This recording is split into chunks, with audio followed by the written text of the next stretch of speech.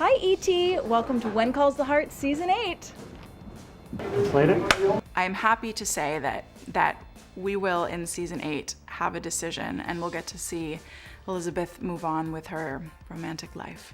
If Season 7 ended at a 10, we pick up at an 11. This season has much higher stakes. It's a roller coaster of a season. Complicated. I really think that's the word for this year. It's complicated. We raise our bar for Season 8. Is there a kiss or a big moment of PDA in Season 8 involving Elizabeth? The first hard-hitting question out of the gate, will this love triangle be resolved in Season 8? Yes, it will. I'm so happy to say that because I really think it's about time. Love triangles are so exciting to watch, and I think I'm really proud of the way we've told this story, but they're also really frustrating. And I have felt that from the fans that they're like, all right, it's enough already, let's go. I mean, they're enjoying the ride, but they're so eager to see Elizabeth and baby Jack happy and starting to kind of get to enjoy that real courtship. Oh my gosh, cue the hallelujah sound effect. She definitely makes a decision. It takes her most of Season 8 to get there. She's being true to her heart when she makes it.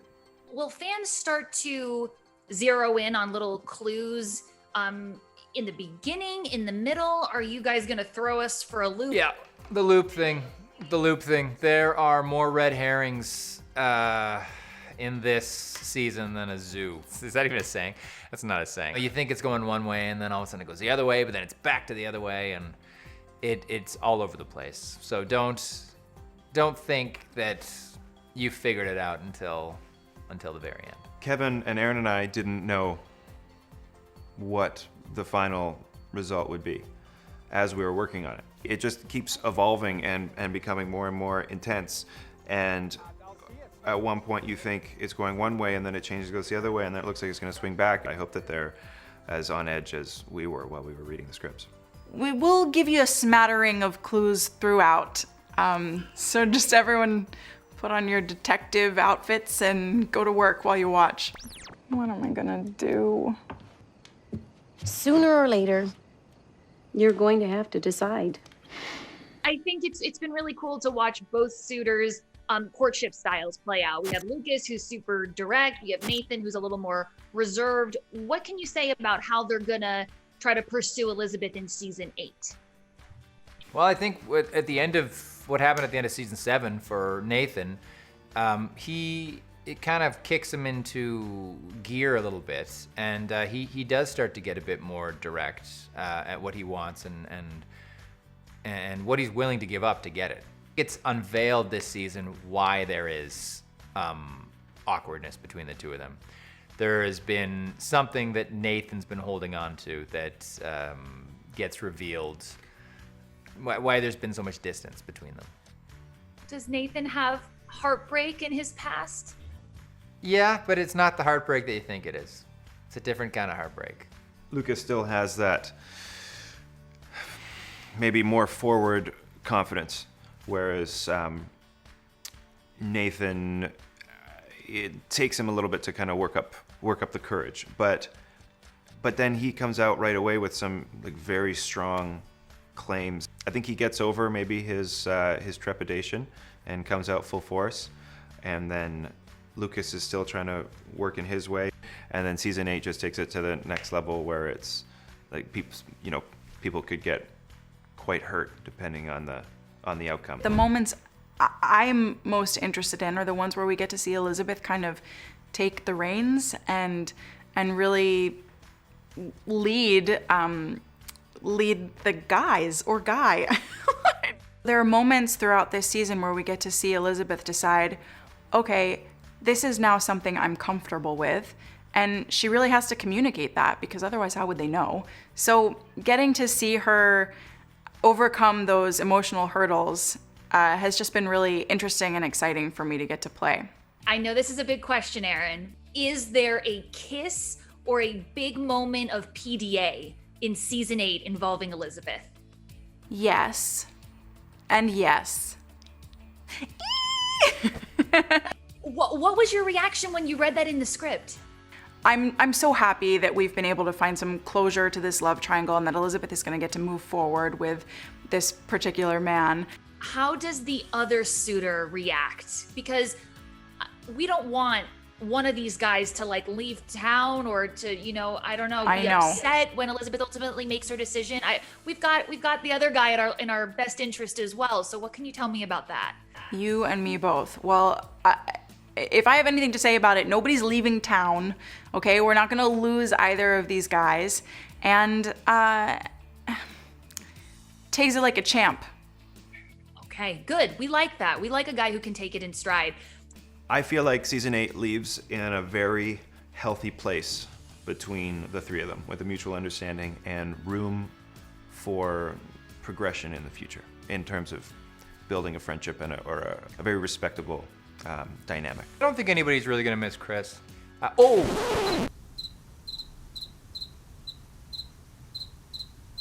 Guys are always so hard on each other, and we know that you're BFF in real life. We saw that fishing trip that you went on. It looked so fun. We did go on a fish. You're right. I wore my Team Lucas shirt just for him. As far as the other suitor, I think, of course, they will be sad. I mean, that's just something, you know, it's gonna take time to get over a broken heart. The other character is not going anywhere. They're still a member. Erin's kind of made that very clear, that they're both members of Hope Valley. When I asked you this question last year, you were Team Nathan because you said you really loved the parent connection that they both have in common. I just got to go with the surge and the kid right now. You know, Lucas has to step his game up. He's against the odds here, and he will. He will. A year later, I'm going to ask you the same question. Are you Team Nathan or Team Lucas? You know, I gotta tell you, I've moved up. It's more 50-50 with me now because Lucas brings out, you know, as you know, he's more worldly, and I think that's super attractive to Elizabeth. Yet there's also this real formula that Nathan represents, right? A Mountie. And so that kind of sets up this family Mountie type of really wonderful Hope Valley thing. So by the end of the year, I think the audience is really gonna be like, wow, is she gonna go for this Mountie with a family, or is she gonna go have some wine in New Orleans? Well, I know she does make a decision in season 8. What was your reaction?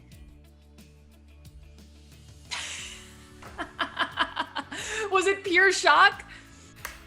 Just seriously, that there was a decision made, that was that reaction. So in season 8, what is Elizabeth's biggest challenge? What are some of these hurdles that she's gonna have to overcome?